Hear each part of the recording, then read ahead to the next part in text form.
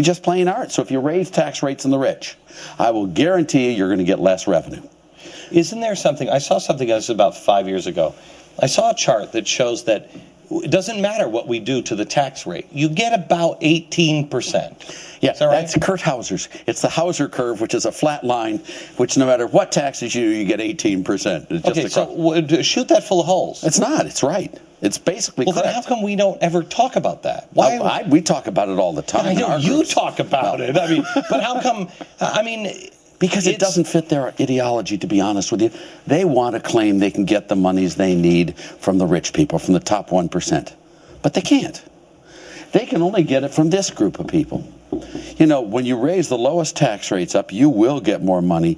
The Southie in Boston who's working on a construction site, he can't defer his income. He can't change the form of his income. He can't change the location. Is that why we went after the first thing Barack Obama did after saying you won't get your tax raised by a dime, not one penny if you're under 250? First thing he did was go after smokers. Oh, smokers are easy to get because they're hooked.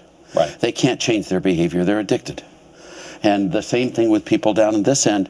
You know, they don't have the opportunities that these other people do. Well, but didn't Reagan close all the loopholes for these people? Oh, well, yeah. 77% we've had before, but we had them with tons of loopholes. There's no loopholes now. You pay it. And when they should. You know, what you want is a low-rate, flat tax on the broadest base. Yeah. You don't want to pay 77. That's obscene. No. That's ridiculous. That is ridiculous. But we lowered the rate to 28%.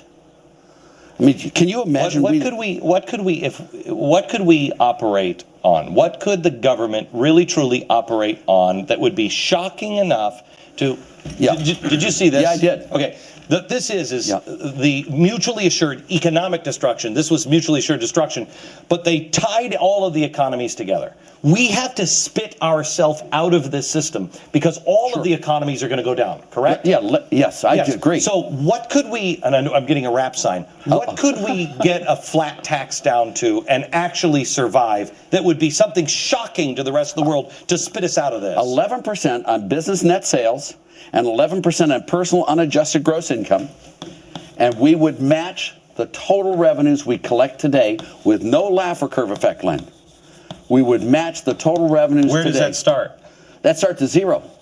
So people who aren't paying taxes. Yeah, everyone pays 11% across the board. That's FICA, that's everything. That covers everything. There's nothing else. Capital gains, estate tax, FICA, Medicare, Medicaid, it includes. You pay one tax. Tax. What did you make this year? What did you make this year? Deduct 11%. Yeah. That's it. And then businesses do the same 11% on their value added. So you have the two 11%ers, and you can match all. Jerry Brown ran on this as a presidential candidate in 1992 and almost took Clinton out. He ran it. The Democrats loved this when Jerry Brown. No, his number was 13% because he wanted to have a little bit of a surplus to pay off the debt. Okay, Art, have a seat. Thank you, sir. Back over. Okay, more with Art Laffer, and we're going to bring in Chris Edwards. He's here. He's the he's the director of tax policy studies at the Cato Institute. We're going to look at the budget and show you what's coming this week. Next.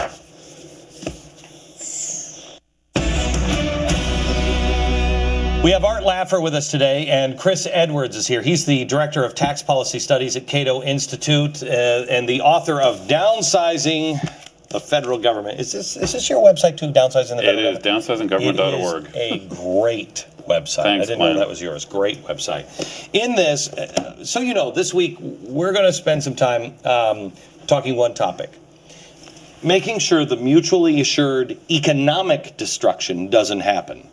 And as all the globe starts to come down and reboot, we want to be a place where everybody rushes and pours their money from the rest of the world. We can be the safe haven. We can turn it around quickly. We just have to be sensible.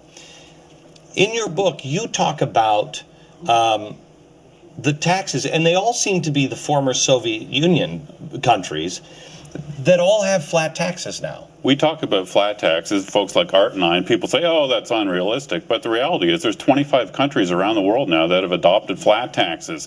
The average rate is 17%. Countries like Russia have done fantastic under a flat tax. Didn't Georgia get into a flat tax war with Russia. Russia was trying to put Georgia, punish them, and so they had a flat tax and they kept dropping it, and Georgia won. That's right. All those Eastern European countries are competing against each other to lower their rate. For example, Slovakia cut their flat tax rate to 19%. All the big German corporations like the car companies moved to Slovakia. Okay. So we're talking now about a VAT,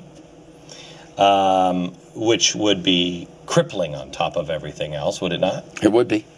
Yeah, the average VAT rate in Europe is 20%. So think about every time you go to the store, you buy a car, you buy a new piece of furniture, 20% government sales tax on top of everything you buy. That's federal, by the way. You got state and local Guys, as well. Yeah, Tell me, that's right. Who are these economists that think? I mean, I just can't imagine that people actually think these things would work. I think some economists just believe that if more resources are channeled through the government, somehow that helps society. But I think it profoundly damages society, as we've found over and over. If they push these things through, they keep spending like this. They do a global carbon tax. We have to pay for the healthcare bill now. All of these things, additional.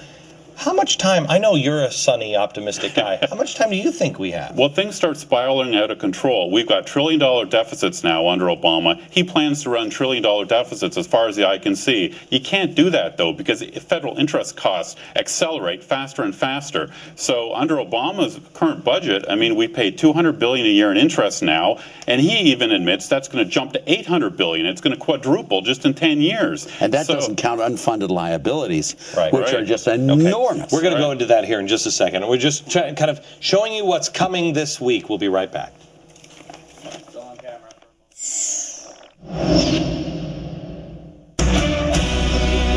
All this week, we're going to tackle the federal budget. Back with me now, Chris Edwards of the Cato Institute, Art Laffer, former Reagan economic advisor. And guys, we only have a few seconds here, so I just want to go over this and correct me where I'm wrong. The problem we have right now is from here to here, nothing can be touched. Correct?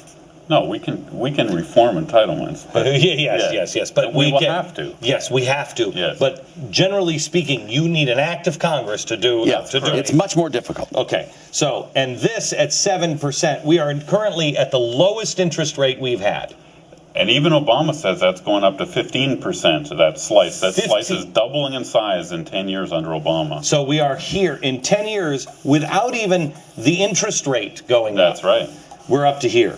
The interest rate, if they were as high when you got into office with Ronald Reagan, it would probably be this much. It would go up, if we had 10% interest rates, it would go up to 30%. 1/3 of the budget will be interest. No. When we came into office, the prime interest rate was 21.5%. Just so you remember. Right. I know you guys weren't around because you're so young, but it was 21.5%. Can you imagine the U.S. economy? Well, what would happen? It would be around this twice. We'll be back in just a second. Tomorrow, we're going to roll up our sleeves and begin. We're going to cut health care. Right now, Medicare, Medicaid, and Social Security are 40% of our budget. They're going away. It's going to be ugly, a lot of crying, but America needs a cure. And don't confuse the truth with hatred. By the way, use truth as your anvil, as Gandhi said, nonviolence as your hammer, and anything that doesn't stand the test, when brought to the anvil of truth and hammered with nonviolence, reject it. We'll see you tomorrow from New York. Good night, America.